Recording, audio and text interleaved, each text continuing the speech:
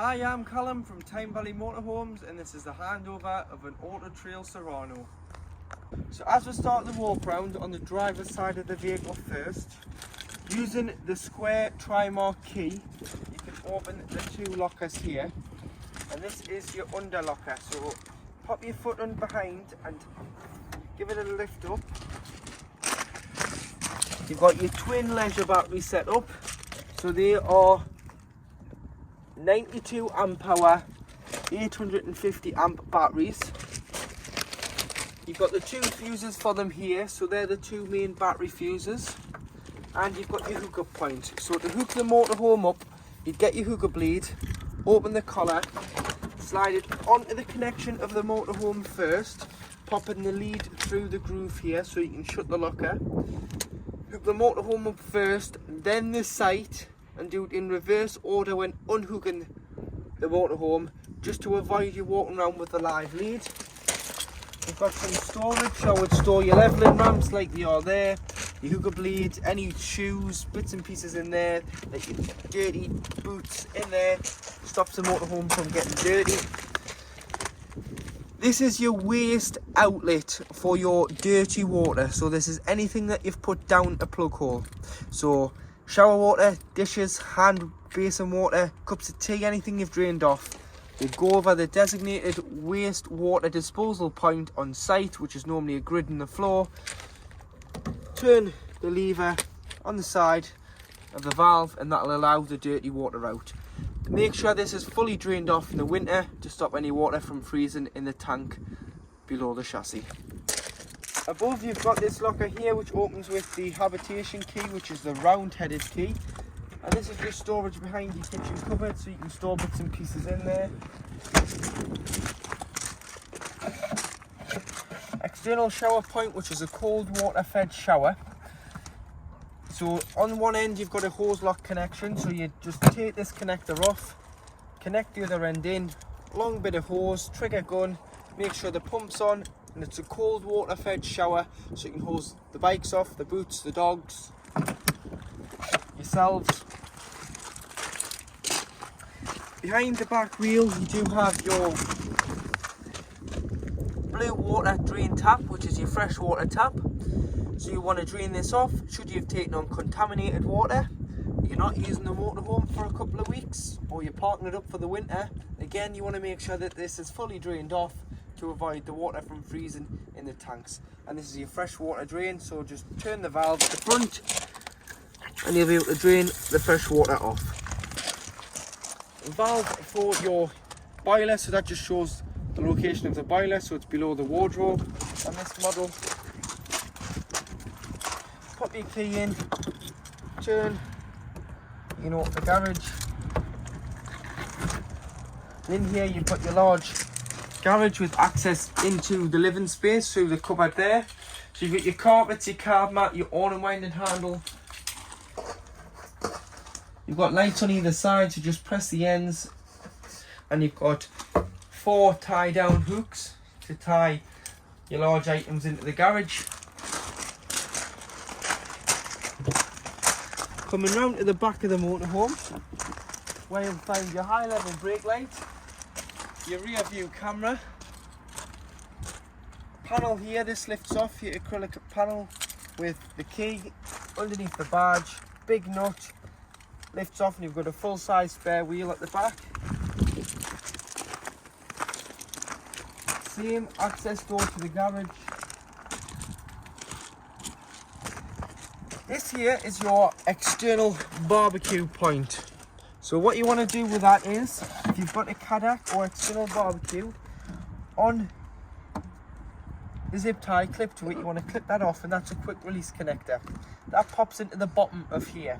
And then you need 2 Jubilee clips and a length of gas hose. Connect the Jubilee clip to each end and then connect that to your barbecue or Kadak, turning the gas tap on, and that will use the bottles on board the motorhome instead of carrying additional bottles for your barbecue.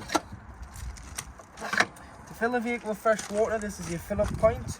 So this little key can lock this flap, and you want to get a hose pipe with some hose pipe connections, as it's mainly just a brass tap on site. So you need the screw on end for the hose for the tap, hose lock end for that side, flat end into here, fill it until it either overflows, until you're happy you've got enough water on board. You've got a power supply point there for a pump as well, so you can put the pump in there, flat end of the pump in there, pump into the water, and that'll pump out of a container of water or aqua roll instead, in case you can't get near any source of water and you've got to bring water to the motorhome. This is your cassette, so push both latches in, lift the orange handle and slide the cassette out of the motorhome. You can then carry it or wheel it to your waste disposal point, which is normally beside your toilet block. And then to empty, it's as simple as removing the grey cap, pressing the orange button when pouring, pour the content of the cassette out. There's normally a tap there, put some water in, give it a rinse, tip out again, and then go in with a little bit of water first, and then a cap full, which is 4 ounces or 120 ml of chemical into the cassette, and then it's good to go straight into the motorhome and be used. Fridge vents, all in light, all in which we can show you on collection. Just winds out. The Lpg locker, so the handle to open this locker is located just behind the passenger seat. So beside the fire extinguisher, you've got this lever here, pull that forward, you can open your locker, and as you can see there, we've got our test bottle on, which is a 6 kilogram propane bottle. It's tied in, so make sure that they're tied in, and they connect to your pigtail, which is this orange hosing. It's a left hand thread, so hand tighten, left hand, and then get a spanner or adjustable wrench and nip it up, and then turn your bottle on, pressing the green stopper for 3 seconds to allow the gas in through the valve. Press this green stopper for 3 seconds. Should you not be able to get gas into the motorhome, come and press this. You don't have to press this all the time. Press it for 3 seconds. It allows the crush valve to open, allows the gas into the motorhome, and you can use your gas appliances. Make sure that when you do pack the van up to hit the road, turn your gas off.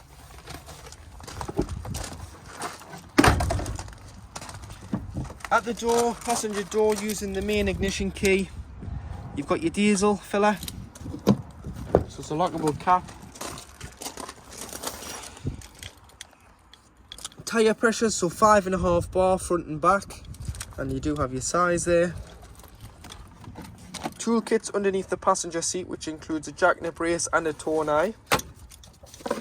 Underneath this compartment in the cab floor is where the engine battery lives, so if you ever need to change that or you want to put a charger on, just lift the covers up with the turn catches, and this compartment will lift out and you'll be able to put a charger on or lift the battery out for a new one to go in.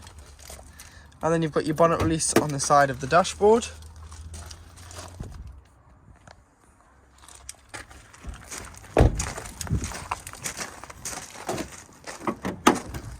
So underneath the bonnet, if you come to this side first, the main one you're going to need is your screen wash, which is just here. And if you lift these 3 tabs out, you can fill your power steering fluid and your coolant, followed by your brake fluid, your oil filler, and your dipstick for checking your levels. You've got your paint code on this sticker. You've got your weight plate, so it is on an Alco chassis, so you'd go off this one now, stage 2. So a 4.5 ton gross vehicle weight. If you were to put a tow bar on, you can tow 1,500 kilograms behind this motorhome, meaning that your train weight can't go over 6 ton. And then should you ever need to jump start it, if you put your key in here and lift it up, air filter fuse box in the middle. This is a positive terminal, and then in the middle here, just on there, is a negative for giving or receiving a jump start, as the engine battery is underneath the cab floor. So once inside the vehicle, this is your main control panel. So you've got your heating and hot water with your main motorhome control panel, which I'll go through first. So you've got your on off button here, which will either give you 12 volt if you're hooked up, or well, 12 volt if you're not hooked up, or 240 if you are. If you are hooked up, you'll have a little electricity sign just here to enable you that you are hooked up. Then you can turn on, and then below you've got your pump, so if you've got enough water in, you can turn your pump on. Unfortunately, we have only got a little bit of water in, as we are on the forecourt at the moment and the vehicle is drained down. So you can turn your pump on, which will make your taps work and pressurize them. And then below you've got your levels, so you can see we've got 0 waste and 0 fresh on board at the moment. And then below that you can see your battery levels, so you've got your leisure battery, your Fiat engine battery, your active battery, which always wants to be the leisure, your mains current, and your solar. Obviously your solar goes to sleep when the vehicle is hooked up, because it's bringing a bigger power source into the vehicle. And then on this side you've got your lights, so your master switch for your lights, which are then all individually switched, your awning light, and then you can press and dim the lights, which underneath here dims these ones down, so you can dim these lights by pressing and holding. And if you do go to the spanner setting, which is the cog, so your active battery is on leisure. Don't put it on smart, because what smart does is it analyzes both batteries and it'll switch over to which one needs it, so don't do that. But on this solar select, I would put on smart, because analysing both of them decides which battery needs the charge when standing. You've got your tank fill, like I was going on about outside, so it'll put the power to that source. You put your tank fill on, and then the pump will start sucking the water up. And then you do have tank heaters if you want to heat the water and stop it freezing in the frost. And then if you go further into the settings by pressing the arrows on the side, you can see your lighting settings, so you can set your dimmer levels. You've got your screen settings, which is your timeout and your backlight, should it be too bright or not bright enough. And then you've got your date and time there as well. But like I was saying about the tank heaters, this is for the water tanks underneath the chassis, so if it's going to freeze overnight, if you just pop them on, puts current through the water and stops the water from freezing. Next to it you've got your Truma heating and hot water control panel, so if you press and hold here, you'll turn it on, and then if you press to enter, you'll get the menu. So you've got the motorhome with the thermometer in, which is the temperature of the vehicle. So you can have it all the way to 30 or all the way to off. So for this we'll just say 30 degrees as it's quite cold, and we'll get the vehicle at temperature, and we'll press enter, and that's preset that to 30 degrees. Moving further along, you've got the water in the thermometer. This is how hot you want your water. So should you have water on board, you can have it on hot, eco, which is 40 degrees of heating your water, hot, which is 60 degrees, or boost, which turns off the heating and prioritizes the water to get up the temperature. So normally you would just put it on hot. And then if you go further along, this is what source you want to be heating the water and the vehicle off. So you've got gas on its own, so should you be wild camping and not hooked up, you'd use your gas. You've got 1 kilowatt of gas and 1 kilowatt of electric. You've got gas and 2 kilowatts of electric, which you'd use in the winter months to get the vehicle to temperature and heat the water should you be in desperate need of water. So you'd always start it off with that, give it half an hour, then put on to electric if you're on a site. But that's give it the boost that it needs. And then you've got electric on 1 kilowatt and electric on 2. So just depending on what site gives you what amperage, you can use either one. But most sites you can use 2 within the country. It's normally 1 on the continent. Then moving further along, you've got the fan. So you're going to have it on eco or high. Eco saves your battery a little bit and doesn't make it as loud. High obviously blows it harder around the vehicle. And then going down to the bottom left corner, you've got your timer, so you can time the heating to come on and off. You've got a clock there for the display panel, and should you get a triangle in the middle, which is a warning triangle, which means something has failed, either you've run out of gas, your electric's tripped, you can go to the spanner setting and you can go to reset. Go to reset, then press preset. So press reset, press preset, and it'll reset the panel. And to turn off, you just press and hold. So to operate your Dometic fridge with freezer, so you've got a large fridge there with a freezer box, and then you've got a refrigerator drawer and a normal drawer at the bottom. But operated, what you need to do is you need to turn it on and off via this button here on the left hand side. So just press and hold, and that's the fridge completely off. And when you're storing it, when not using it, you want to then open the door to allow ventilation in and open the door. On the door, beside the courtesy light, there's a little prong, 2 pins come out, and that keeps the door open.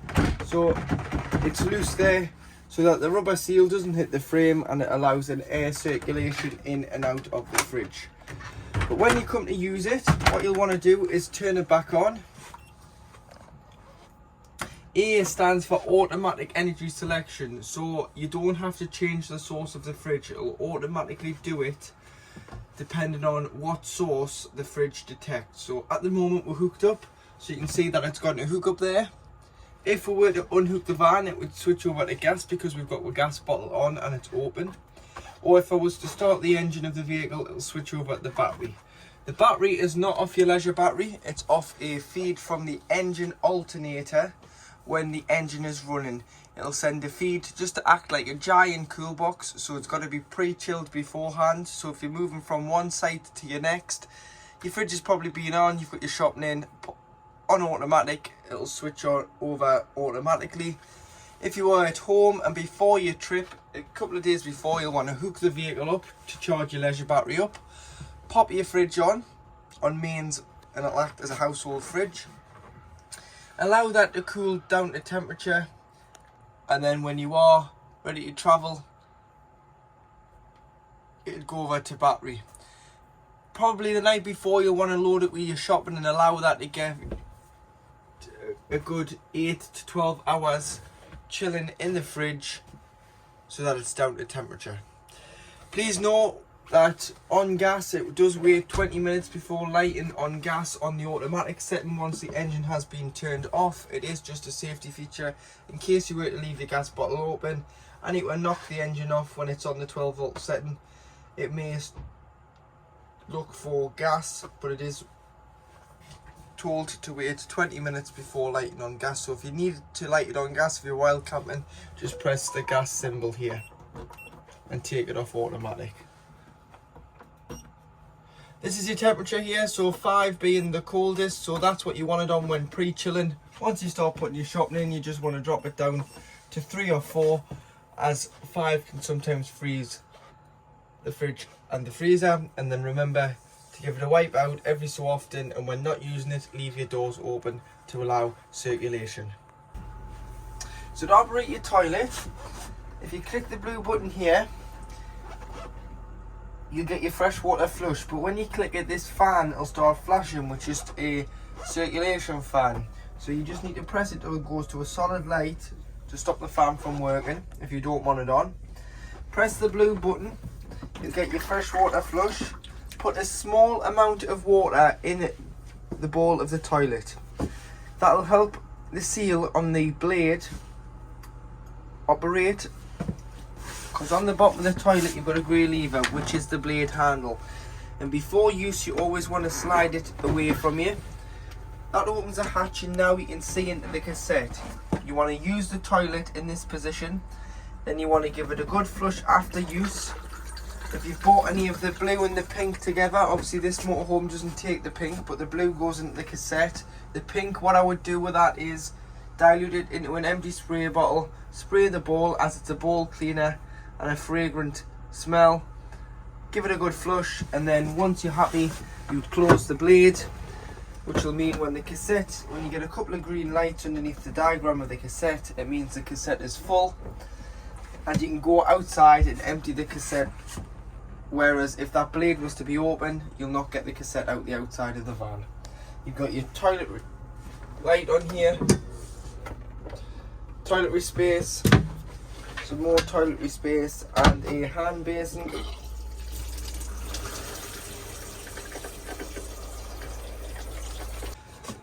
So across from your toilet you do have your shower. So you've got a toiletry rack there, a hanging rail for your wet towels and wet coats if you've been caught out in the rain. Put a couple of hangers on there and let them drip dry in the shower tray. You've also got your shower head, so remember when you winterize you want to unscrew your shower head and lie the hose directly down into the tray, as it's got a few loops in there and water could sit in there and potentially freeze. And then there's just a notice on how to clean it. Your shower cubicle, just make sure that you're using hot soapy water or warm soapy water in a soft cloth like a microfiber, and no harsh chemicals, as it can take the nice shiny white away and it will make it go yellow. So just make sure that you're cleaning it with a mild residue soap liquid and a soft cloth, nothing too harsh on the shower cubicle. Next to your transverse bed, you've got your wardrobe up here, and underneath you've got a shelving unit. So you've got some storage on this shelf, and then directly underneath you've got your boiler. So this little yellow tap here is how you would winterize your boiler. So in the winter, it's very important when not using the motorhome that you drain all water out of it, including the boiler, the fresh, the waste from outside, and then leave all the taps within the motorhome open so no water can sit in any pipelines and potentially cause any damage of the water freezing and any leaks. So what you need to do with the boiler is, that's the boiler closed. If you just lift that up like so, it will drain off all the 10 litres of water in the boiler. So leave it stood up like so until after the season and you're ready to come and use it for the new season ahead, or you want to use the motorhome and you need to flick it back into this position. That'll shut off the valve and then the boiler can now hold water again. So what you need to do is close the boiler, close all your taps when you come to reuse it, fill the vehicle with fresh water and come in and put the pump on. Go to the cold side of the tap first, you'll get a pressurised flow of cold water straight away. Go to the hot side, it will cough, splutter, make all sorts of noises. And as you're pulling it to the hot side, it's filling the boiler, so that's why it's coughing and spluttering until you get a free flow of water from the hot side.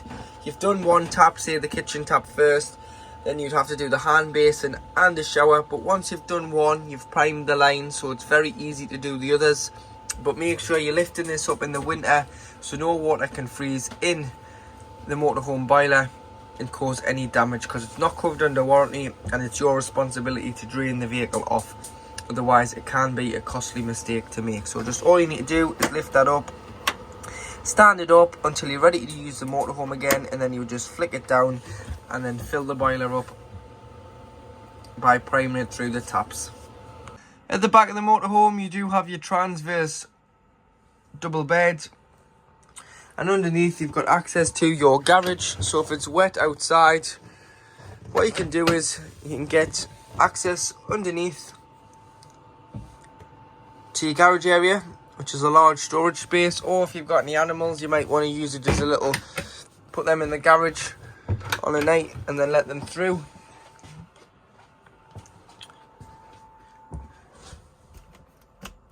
Got your light switches, telly bracket with TV point, 12 volt 240 aerial point there in the corner. In the kitchen area, on the hob, you've got 3 gas, 1 electric. The electric works when you're only hooked up, so make sure that you've got mains appliance. And then that is the hot plate.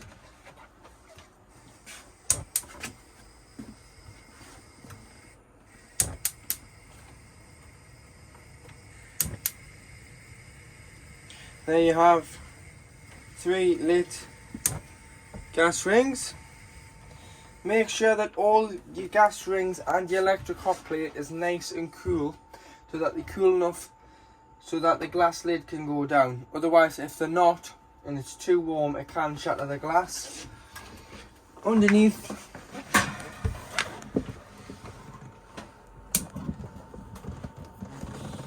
you've got your grill. So you may want to remove your grill pan when travelling, as it can cause a little bit of rattling when on the road. And directly underneath that you've got your oven. Same with the oven shelf, you may want to remove that as it can rattle a little, or you might want to wrap that up. Underneath the oven is the location of your gas taps, so they're here. You can just make them out. Red isolation gas taps, these are mainly for when the vehicle is annually serviced. Any problems with gas, we always advise you to turn the bottle off to be safe, but you can isolate each individual appliances from here that run on gas. You've got some storage with some storage racks.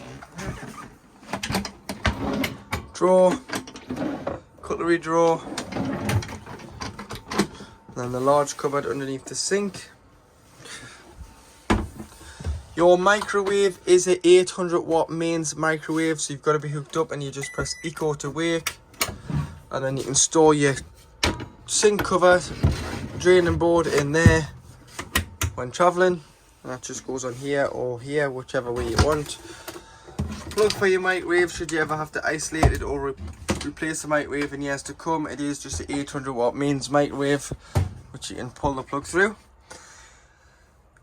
Plate rack, bowl rack, cup rack, and then you've got some more storage along the top. In the cupboard above your lounge seat on the driver's side of the vehicle, you do have your EC700 power supply unit. So here you've got a system shutdown button. So this is like a battery isolation switch. So when you're parking it up in the winter, if you don't want a power drain on your leisure battery, you can turn off the full 12 volt system. And underneath you've got all 12 volt fuses which are listed on here. What fuse does what? You've got your main trip tester, so if you're thinking that the motorhome's not on hookup, try tripping it out. If the motorhome trips, it's not the motorhome, it's the side, because the motorhome is receiving power. And you've got your MCBs, heating and hot water switch on electric, and your charger which charges your leisure battery. Every auto trail has a unique build number, so this is yours. If you ever need parts, quote that number. And then you do have a max view satellite system on the roof. So to operate this, you turn the power switch on. So turn the power switch on.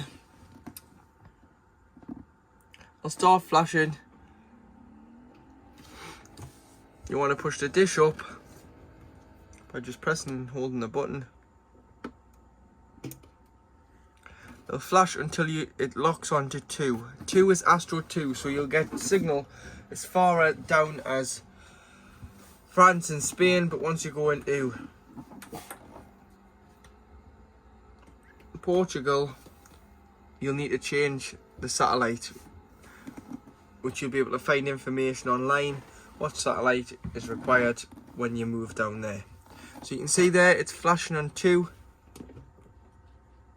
That's flashing as the dish is going up. So you want them both to lock on, both to go to a solid.